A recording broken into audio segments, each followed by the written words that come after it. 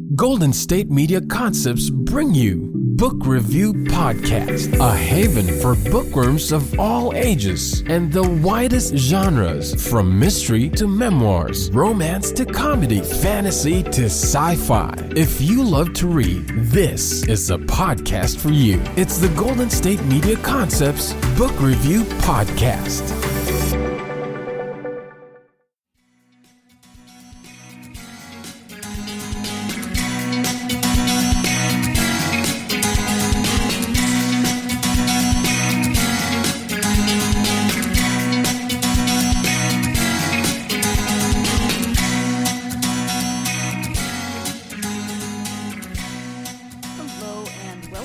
GSMC Book Review Podcast, brought to you by the GSMC Podcast Network. I am your host, Sarah.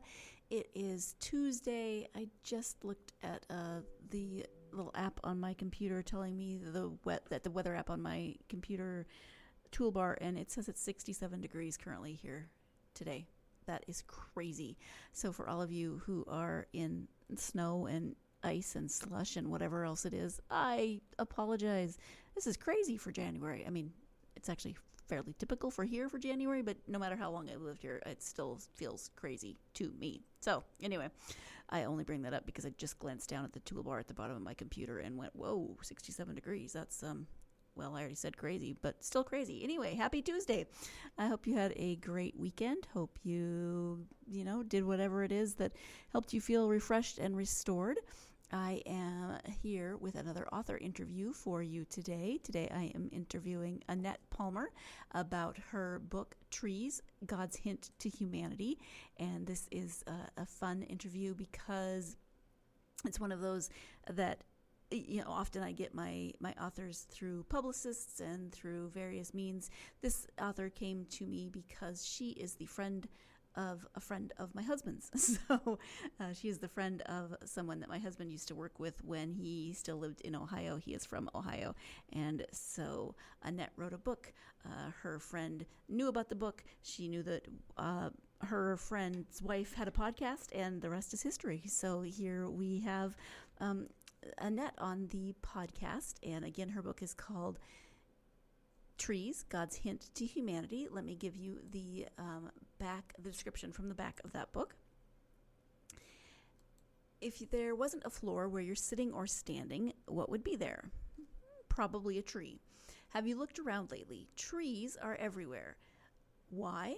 Are trees possibly a hint from God to humanity? Annette Palmer explains why she believes they are. Explore the landscape from a train's window. Reminisce about your past Christmases, your last walk in the woods, your last drive down the freeway. Fill your thoughts with how amazing nature is. Connect with God like never before through the largest living creatures on earth, trees. That is the description, as I said, of Annette Palmer's book, Trees, God's Hint to Humanity. It is about her experiences, or her experience.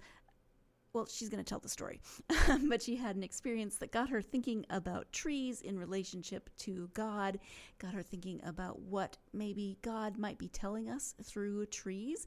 And really, when you think about it, trees are everywhere. She was having an experience on a train, but when you read through that, you say, think about driving down the freeway. How often are you just driving past, depending on where you live, trees, trees, trees. I grew up in Montana. Trees, of course, are everywhere, but even where I live here in Northern California, the city that I live in has done an amazing job of the green spaces in the concrete jungle in which I live. But when you drive around, you see mostly trees everywhere.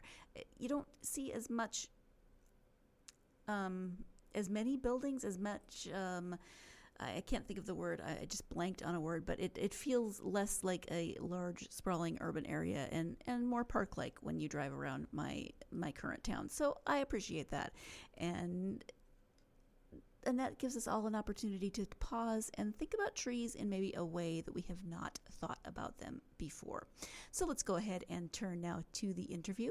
Again, the author is Annette Palmer, and the title of the book is Trees, God's Hint to Humanity. Hi, Annette. Welcome to the podcast. Thank you. We are here to talk about your new book. It's called Trees, God's Hint to Humanity, but with a question mark. So before we get to the book, though, if you wouldn't mind sharing a little bit about yourself so my listeners can get to know you, that would be wonderful. Why, thank you. I'd love to. I am from Brunswick, Ohio, which is a suburb of Cleveland. I've lived here. Sorry about that.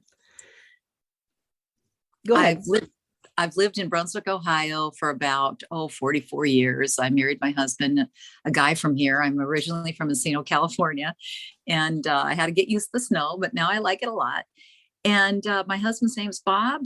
We have one son, and I am a music teacher and a professional singer. I love to cook. I love to teach Bible to Sunday school kids and adults, and I love to date my husband. Those are some facts about me. All right. Well, thank you for that.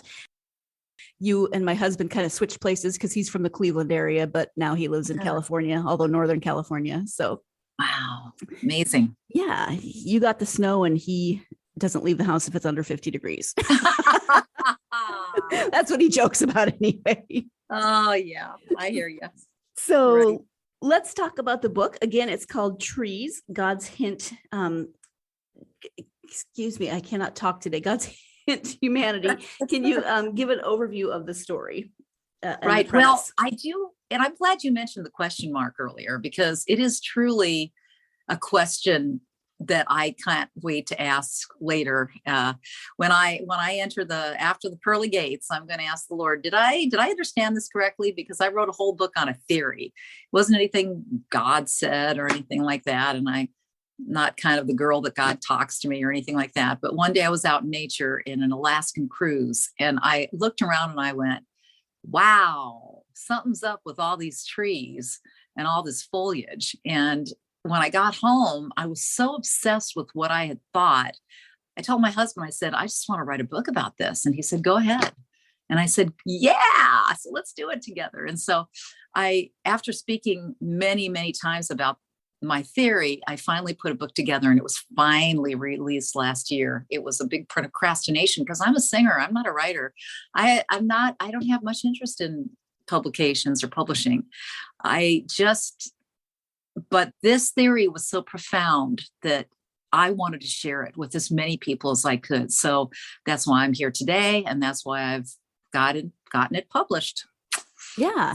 And it's an interesting time to have it published, it's everything that's been going on the last couple of years with the world and the pandemic. So bless you for doing that in the middle of all of the COVID stuff. Thank you. Well, I did some research on trees. And if you want to know what that was, I have some really big wows to tell you, Sarah. Are you ready for them? I am, but before we get to the wows, so can you share your inspiration, that trip you were on, the Alaskan cruise, but then you were on a train. And so share a little bit of that inspiration for the theory. Oh, sure. I was going for an excursion in Alaska with my husband. We had a big, big celebration out there for my in-laws' 50th anniversary. And we all took separate excursions. And the one I took was a salmon farm, because if anybody knows me, they know I like to eat. And so we got to study how salmon spawned, and then afterwards have a salmon dinner. So I thought, oh, that sounds really good. So we signed up for it. But when we went to do it, they said it was sold out. Well, we were a little bit late getting there. And what I found out was that every excursion was sold out except for one excursion, Sarah. And it was a 5-hour train ride to the Klondike. And I didn't even know what a Klondike was. I thought it was an ice cream bar, And later on, I found out it was a famous gold mine. But I'm not the type to sit still. I want to go. I'm a mover and shaker. I want to go do something out in Alaska. But the only thing left was that. So my in-laws were on that one, luckily. That was one good thing. So got on there, and I just sat with my head against the window for 5 hours. We saw a bear, which was pretty cool. But after that, it was all foliage, Sarah. That's all there is in Alaska. There's tons and tons of foliage. And I just kept thinking, okay, God, it's just you and me on this train with Bob sitting next to me. And I just thought, what is it with all this foliage? I mean, there's not a lot of people that are established there. There's not a big society or anything in Alaska. So what's all with all this foliage? And I thought, well, it must just be for him. because when he was creating, he just said, okay, I want all this pretty stuff, this pretty land. And what I noticed was that the trained engineer, who was kind of doubling as a tour guide, here and there, he'd say something, it was real muffled. It was going blah, blah, blah, this kind of thing, kind of like Charlie Brown. But what I did notice he said was that through all the storms and the ice and the turbulence of the weather in Alaska, that somehow the foliage just keeps growing upright and erect to its heights. And I thought, well, that's interesting, God. If you made this all just for you, for your glory, it's interesting that it raises up to the heavens, despite issues, weather issues. So that was what inspired me at first. And then we ran into what seemed like millions and millions of trees. And then I thought, wait a minute, what about all the trees? And I looked at all the branches and I thought, oh my gosh, they're all raising their limbs. It's like a worship experience for the trees. And if he made them, he wanted them to worship him, the nature to worship him. So I just started thinking about it. And one thing led to another and to another, to another, and to another. And then I had all these wow experiences. And I'll tell you the big wow after I tell you the little ones, okay? Now that you know a little bit more about trees, God's hint to humanity, we're going to go ahead and take our first break. When we come back, Annette will be talking about some of the research that she did in writing this book. So stay tuned. You're listening to the GSMC Book Review Podcast, and I will be right back. Are you tired of the same old news? Are you sick of the seemingly endless political spin and negativity? The GSMC America's Still Beautiful podcast is a weekly news podcast covering all the top positive and uplifting news stories. We cover stories that will inspire, uplift, and remind you of the good in the world. Tune into the Golden State Media Concepts America's Still Beautiful podcast to get all the great and positive news stories of today. Download the GSMC America's Still Beautiful podcast on iTunes, Stitcher, SoundCloud, Google Play, or anywhere you find podcasts. Just type GSMC in the search bar.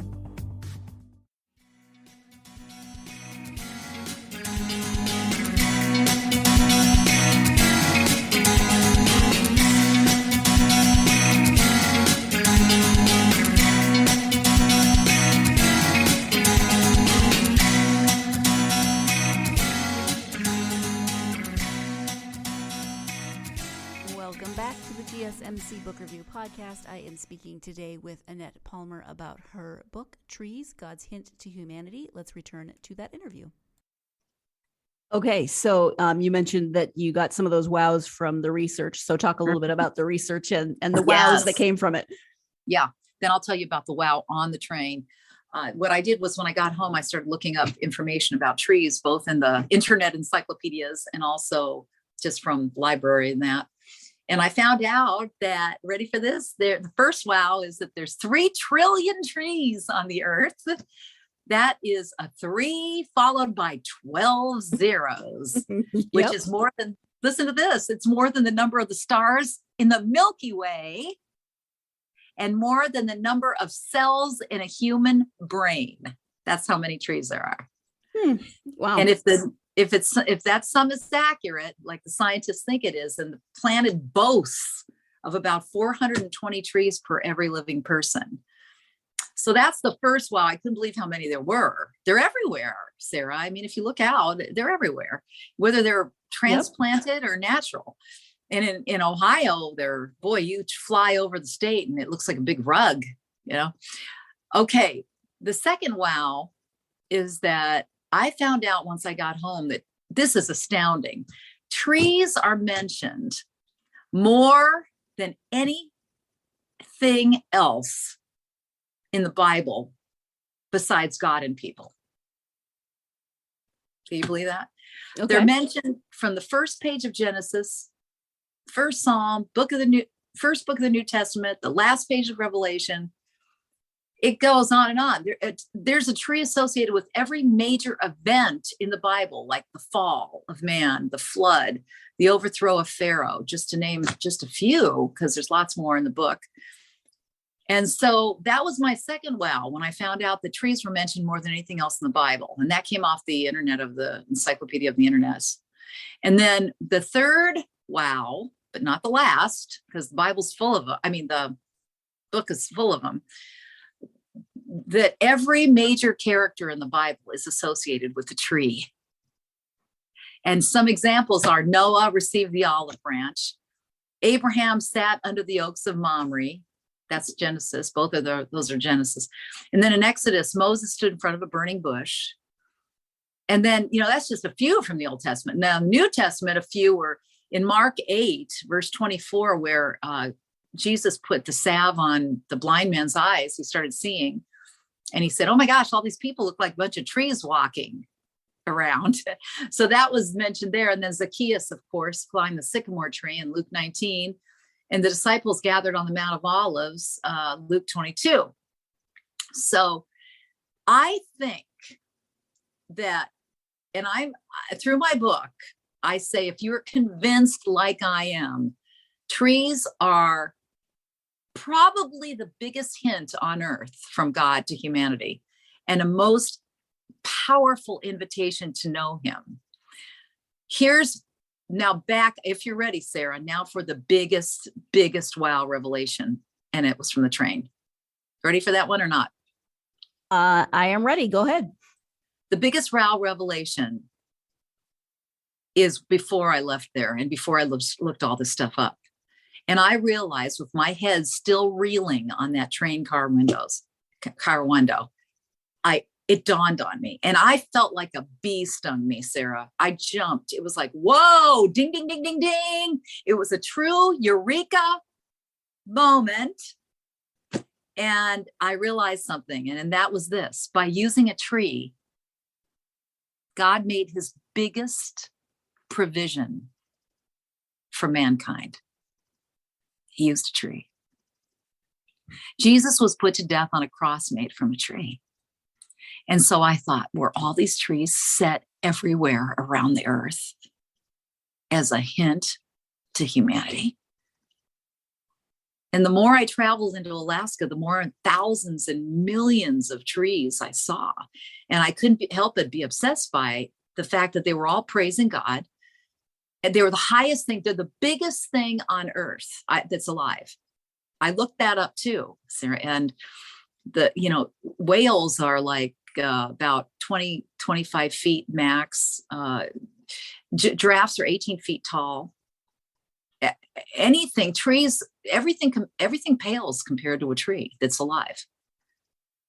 And not to mention, they give us oxygen. The book says a million things. They give us oxygen to breathe, to stay alive. I mean, they're full of life. They give us shelter for our homes. Wood is just amazing. It's everywhere. We're probably sitting on wood somehow on our seats. And then one day I went for a walk with my girlfriend when I got home, and she says, oh my gosh, you're right. She says, Annette, the manger was made from wood. They carried the Savior, and then we said, oh my gosh, the Bible's made from wood. The Ark of the Covenant, Moses's rod. I mean, everything, the ark, everything was everything from wood is a saving element. Wood is a saving element at all times with everything. Gives life to animals, gives shelter to animals. It just goes on and on. And then there's a part in the book where you see crosses everywhere. You see crosses on uniforms for medical and Red Cross, and there's just so much with crosses and trees and wood. So I'll take a little, I want you to talk now, Sarah, because I know I'm really hogging this conversation. No, it's your conversation to hog. We're here to talk about your books. So, oh, that's just in case you had any questions in between, But. No, thank you. I was going to say, so when people read your book, what do you hope that they will take away from it? The biggest takeaway is that I hope that they are made to see. I hope that they are aware of trees like they've never been aware before. I hope that they notice them more than ever, because they're huge and they're everywhere. I told my husband when we were driving down the freeway one day, I said, God's got the biggest billboard system in the world, because you're driving down the freeway and it's tree, tree, tree, tree, tree, tree, tree, tree, tree, tree, tree. I mean, and it's all wood, and I'm not sure, when I looked in the Bible, there wasn't a lot about a tree being a symbol or a hint or a kind of an object of representation. It doesn't say that. It does say that Christ died on a tree in a few places, but it depends on the translation and that. But I just hope that they see trees in a whole new way. And the specific way is that they see that Christ saved them on one of them. So that's my biggest takeaway, Sarah. Mm-hmm. And time for our second break of the podcast. Stay tuned. You're listening to the GSMC Book Review Podcast, and I will be back with more from Annette Palmer. Pets bring such joy to our lives, and the GSMC Pets Podcast is here to share in that joy. We'll tell stories of pets finding their forever homes, acting in unexpected ways, being helpful, or just being silly. Whether you love dogs, cats, llamas, reptiles, fish, or you've never met an animal you didn't like, the GSMC Pets Podcast is for you.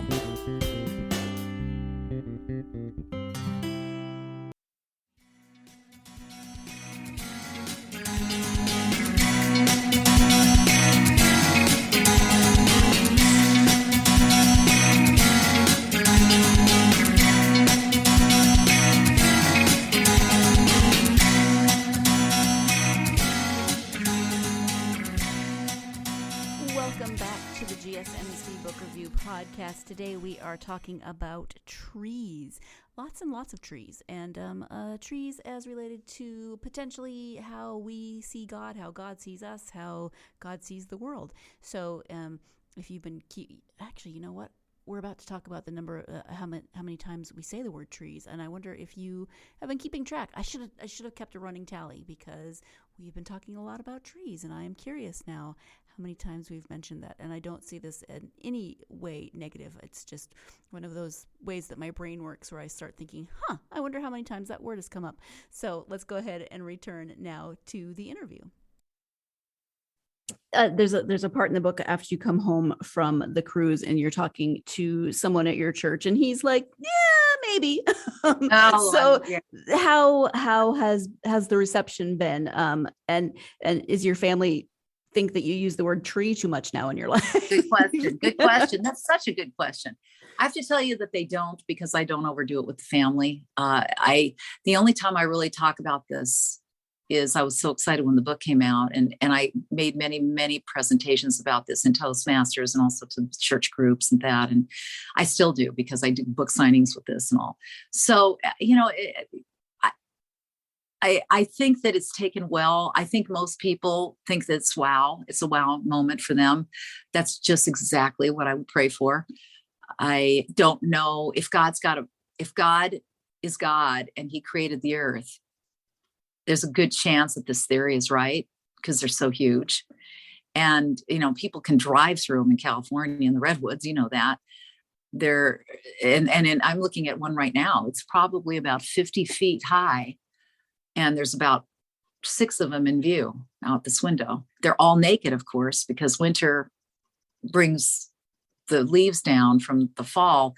I should say the fall brings the leaves down. And then winter, they just stand stark. And there's a whole part of my book that talks about the seasons, and why I also think that deciduous trees that change colors and change with the seasons. I have another theory. I don't have a lot of theories, but this is the second theory. And the second theory is that the deciduous seasons seem to parallel a Christian's life. For instance, in the fall, when they drop their leaves, it's kind of like you drop your sins. You kind of change your color, so to speak. And when you first become a Christian, and then when you're in the winter, you kind of stand surrendered, and you're all naked with nothing. You're not holding on to anything.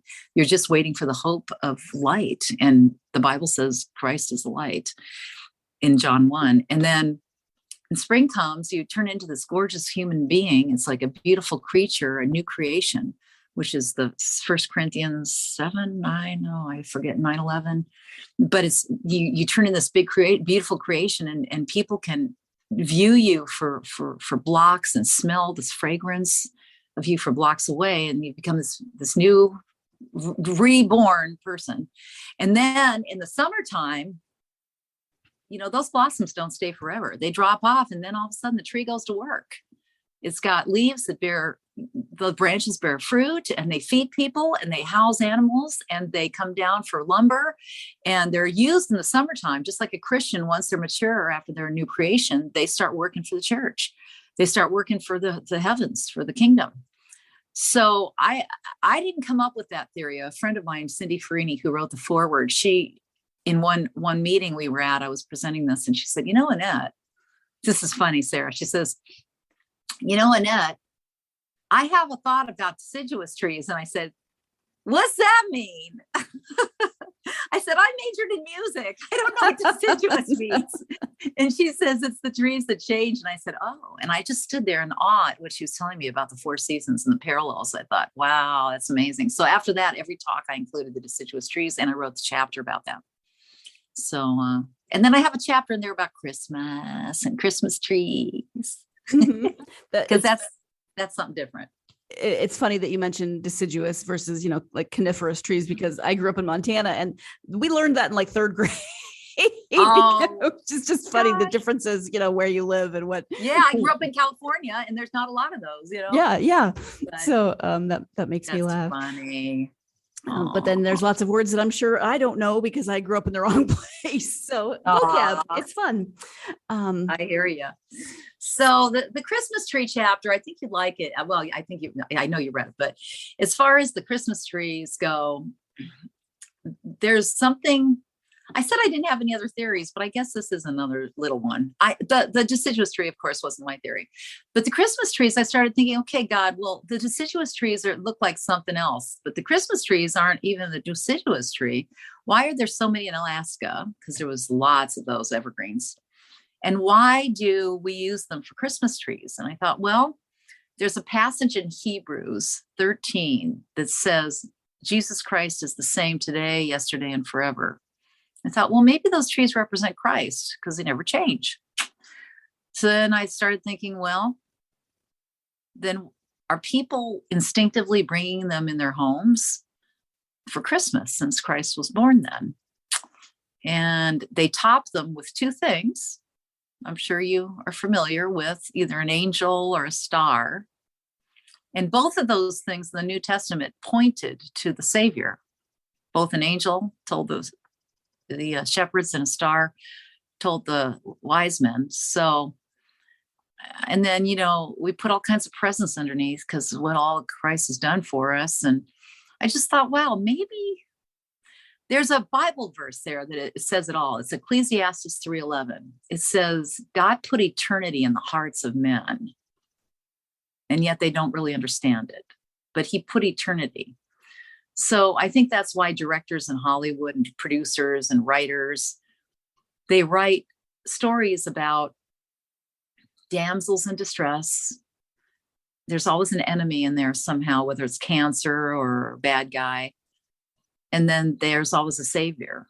And a lot of those guys don't even know God. But they're always, every movie you see, except for documentaries, say they have always that love story or that saving story. And I think that's that Ecclesiastes 3:11 verse that says God put eternity in the hearts of man, which leads the Christmas tree coming in for Christ's birth. So that's another whole thing in their chapter about Christmas trees. I have a confession in that we have multiple Christmas trees in our home each year. One has a star at the top, one has an angel at the top, but then the third one has Bumble from Rudolph the Red-Nosed Reindeer as the topper. I know that there's some other toppers. I know there are, but those are the popular ones. Right? No, and 2 of our 3 have those. But then I was like, I wonder where Bumble fits in this theory. Now, Sarah, do you have real ones or do you have artificial trees? We have artificial trees. Okay, so do we out here. Mostly everybody has one, but as well as I do, when you find a pine tree that you do buy and you bring it in your living room, the scent of it is wonderful, and everybody knows evergreen smells good. And then I found out that the essential oil companies make evergreen scent to be a calming scent that you buy for calming and also for energizing or healing. So, I'm thinking, wow, something's with the evergreen trees now. It must, and people bring them in for Christmas. It's like, wow. Listen to this. Christopher Radko, the author of The Heart of Christmas, wrote this. He says, with all due respect to Santa, the central icon of the season is the Christmas tree. I can't imagine the holidays without the magic of wonderfully decorated trees, each different, each special, now here's the clincher, like the hearth or a dining table, a Christmas tree draws people to it and to one another. And then he goes on to say, our visceral response, I love that word visceral because it's that inner nervous system, response to evergreens makes me wonder if they have magical properties we've long forgotten. The scent of spruce and fir trees not only connect us to the natural world, they actually cheer and invigorate us. No wonder the aromatherapists are using essential oils for evergreens and their energizing and healing properties. And then I say, wow, even an aroma gives life and comfort from a Christmas tree. Well, there's a lot of memory associated with scent, and then Yes. if that's memories of Christmas or time with family, that's understandable. So true. So true. Yeah.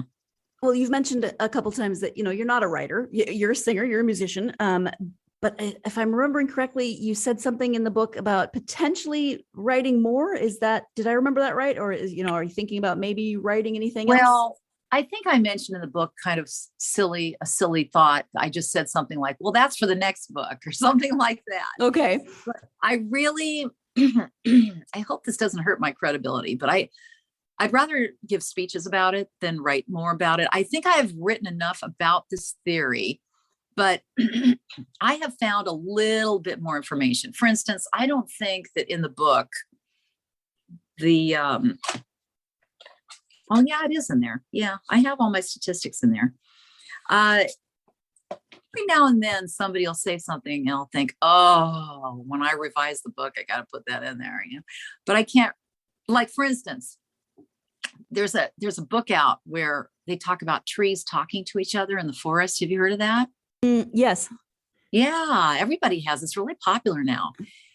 And I looked it up I didn't buy it. I want to buy it. I'm almost getting there, but it's amazing to me how all the roots, and first of all, the roots sometimes are as big as the tree because they have to be. And that's another thing I think God did, is that he wants trees out there to stay as durable as they can. So he gives them these huge roots. And then I understand that the roots talk to each other underneath and they supply each other where there's need. And I thought, wow, that's another miracle. So things like that would be a good revision or update, but I'm not sure if I'm up for doing some more writing. Like I said, I'm a mover and a shaker, and I'm not a sit still at the computer and keep writing person. So, but I'm glad this book's out. Finally. As Paul says, everyone has gifts, and we all need to use our gifts. As we take our final break of the podcast, I will say I don't often quote Paul, but, sometimes it's appropriate. So that's just a random comment for you. Stay tuned. You're listening to the GSMC Book Review Podcast, and I'll be right back.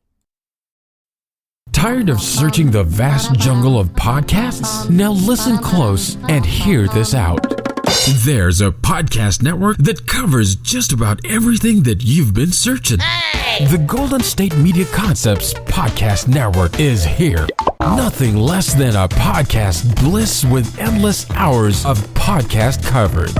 From news, sports, music, fashion, cooking, entertainment, fantasy, football, and so much more. So stop lurking around and go straight out to the Golden State Media Concepts Podcast Network.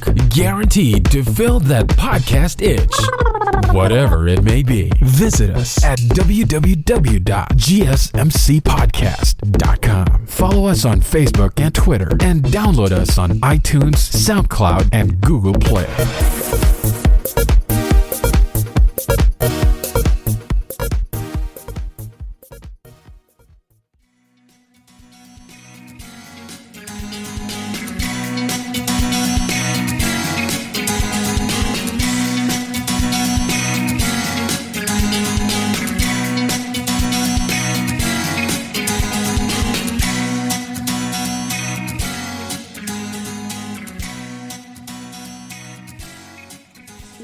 back to the GSMC Book Review Podcast and the conclusion of my interview with author Annette Palmer.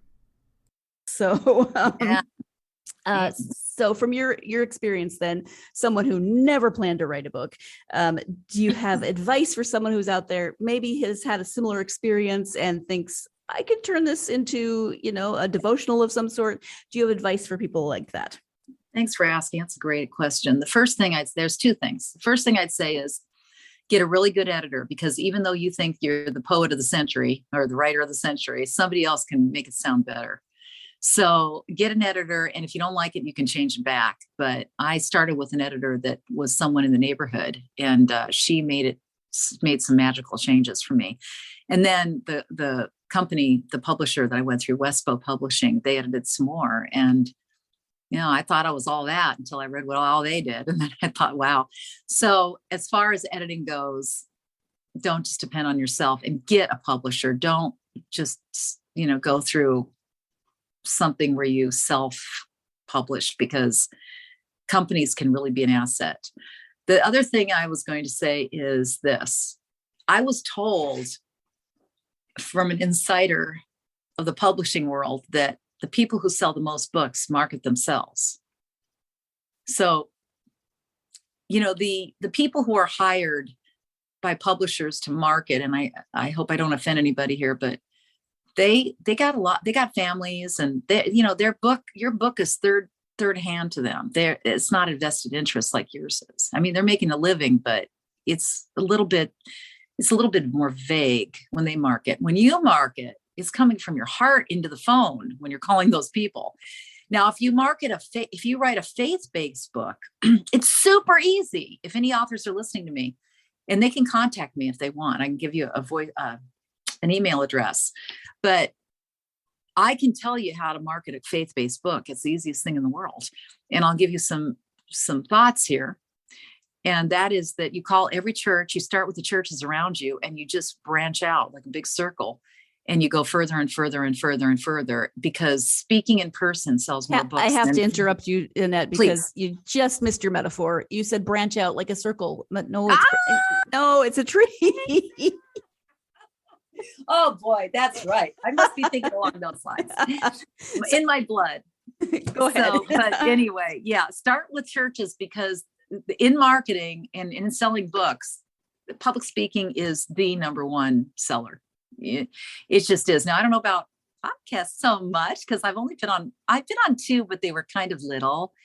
You're just a big one. I hope everybody has some interest in this. And if, like I said, if you want information, aspiring authors, let me know. But you call the churches all around town, and you speak at all the churches. And then after that, if you want to call the radio stations, I have had not much luck with the local Christian stations. I got on there, but there was not a lot of marketing for me. There's not a lot of circulation. The biggest circulation is public speaking. So that's what I would say. And I would say, if you have a thought and you want to author a book, I hope you go for it, because you may have something that is really an eye opener to someone who needs to hear it. So. All right. Well, thank you for that. It's a book podcast, so I always ask what people are reading. When you take the time to read for yourself, what genres and authors do you tend to read? Well, I love nonfiction, because I want to know more and more and more every day. I just want to know more, especially about God and the Bible. I mostly do Bible study, and with commentaries. That's what I do. I have a couple a week, and I lead a few, and I love that mostly. But if I have to go to a secondary source, I go to authors that I really trust. Anybody can say anything in a book, and you got to be so careful not to be brainwashed in the wrong way. One of my favorite authors is John Eldredge. Many of you have heard of him. He wrote Waking the Dead, The Sacred Romance, The Journey of Desire. My favorite book to read is called Epic. I read it 9 times. There are 104 pages in this book. It goes super fast. It is by John Eldredge. And I finally remembered the name of the title is Wild at Heart. He's the best-selling author of Wild at Heart. And then he wrote this little tiny book called Epic. And it says the story God is telling, and the role that is yours to play. He talks about in this book, Sarah, it is phenomenal. He talks about how God has made everything on earth. It's a theory, just a theory, but he has made everything on earth with a double meaning, something for the heavens, something. So in other words, I got that idea about the writers in Hollywood from this book. I got that idea that the writers in Hollywood, whether they're atheists or believers, they're still writing about somebody who needs help, somebody who goes to the rescue, and an enemy. And that came from this book. So everything in this book, he even talks about sunrises and sunsets being the new life versus the sin life of darkness. And then in the morning, the dawn, and the light comes with the dawn. And every day that happens 365 days a year, so that we can remember that there is hope of light and prosperity in our future. We don't have to stay in the darkness. That's something that he theorized. But he says, for instance, every I'll just say this briefly. It says every story has a villain because yours does. It says most people do not live as though their story has a villain, and that makes life very confusing. See, so this is my favorite book. I love it. So besides the Bible, I read this, and I read his wife's books. And John MacArthur is huge, huge, huge in my life. I have almost all his books, including the Bible. He baptized me, actually. And I have his Bible with his commentaries, and he autographed it. So it was pretty cool. Panorama City. All right. Thank By you for you. that. By you. And then where can people find you? Website, if you're on any social media, how can people be in contact with you? It's my pleasure to tell you that people can contact me on an email. I'm going to give them an email that is not related. I have an email for my book, but I'm going to change it to a personal email. The email is voiceteacher, just like it sounds, at webtv.net. Remember, it's .net, not .com or .org. Voiceteacher at webtv.net. Interestingly enough, I teach voice lessons long distance. So if anybody needs that too, but that's how you can contact me about the book. So if you could just put book in the subject line, then I'll know it's from you. Voiceteacher at webtv.net. The other thing is, if you'd like to go to my website, it is called treesgodshintbook.com. treesgodshintbook.com. All right. Thank you for that. I appreciate you giving people means to get in touch with you if they have questions. And then, Annette, we've talked about a lot of different things during our time together, but is there anything that we haven't covered that you were hoping to touch on during this interview? I guess I'll just end on a little funny story, and it's in the book too. And the story is that when I got back to Ohio, I was really afraid to tell people my theory because I thought they'd laugh at me because it was way out there and nobody ever says this stuff. And I got back and told a trusted girlfriend. That went well. That's all about chapter 5, by the way. But then at the end of the book, I say that, I was at praise team. I'm of course, a musician. I'm on the praise band at church. And one day we were really tired and we were trying to get through the music and that. And I was walking out of the sanctuary from the stage, and the drummer was walking with me. He says, "Hey, Annette, how you doing?" And I said, "Oh, I'm okay. I'm kind of beat." And he says, "Really, how's the rest of your life?" And I said, "Well, funny you should ask." And I got real peppy. And I said, "I just got back from Alaska, Anthony." And I said, "I had such a cool idea." And I told him the theory about my trees. And he said, "Annette, I got to be honest with you. Your theory is pretty cool, but it seems still at the same time a little far-fetched." And I turned to him and I said, "Anthony, someday when you and I go to heaven and we're sitting on a park bench made from a tree, underneath the shade of a tree, listening to the birds above in the tree, God's going to walk right up to you, put his finger on your nose and say, 'Palmer got the hint.' And then, and so that's kind of a funny story because, he was the only one who doubted it really that I've ever talked to. And I said, someday in heaven, God's going to say, Palmer got it. So that's kind of how I'll end here, I believe. All right. Well, thank you so much. I want to thank you for taking the time to talk to me about your book. You're so passionate about it, and I really appreciate your time. Oh, thanks, Sarah. I really enjoyed it. Thanks. All right. So I'm going to stop recording, and then That was fun. Thank you once again to Annette for taking the time to talk to me about trees, God's hint to humanity. Some of you know that I also host the GSMC this is the GSMC Book Review Podcast, the GSMC Bible Study Podcast, and that I have a past. No, that I went to seminary, and so I do host the Bible Study Podcast as well. Don't often talk about that on the Book Review Podcast, but it does come up occasionally, and so it was kind of fun to combine some of the different facets of my life with this particular interview. So thank you again to Annette. Thank you again, as always, to you for joining me. I appreciate you so much, and I hope that you will join me for my next interview when I will be speaking with author Anthony Yanni. This is a memoir. It is called Centered: Autism, Basketball, and One Athlete's Dreams. Anthony is a national speaker. He speaks about autism, about his own journey with autism, about being the first NCAA basketball player, possibly athlete or just basketball player. I don't remember. I apologize. But to be recognized as on the autism spectrum. And so he talks about his journey and how he went how he had a dream of playing for Michigan State University, how he achieved that dream, how he now speaks nationally about his experiences. And so join me for that interview on the next episode. As always, if you're a fan of this podcast, please do leave a review, whether written or starred. Definitely helps us out. And if you're not doing so already, follow us on social media, Facebook, Twitter, Instagram, and TikTok. I would love to hear from you. What are you reading? What do you want to read? Who are your favorite authors? What books from interviews have you read? And what were your thoughts? Hit me up on social media.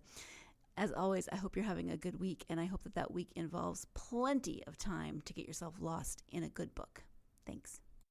You've been listening to the Golden State Media Concepts Book Review Podcast, part of the Golden State Media Concepts Podcast Network.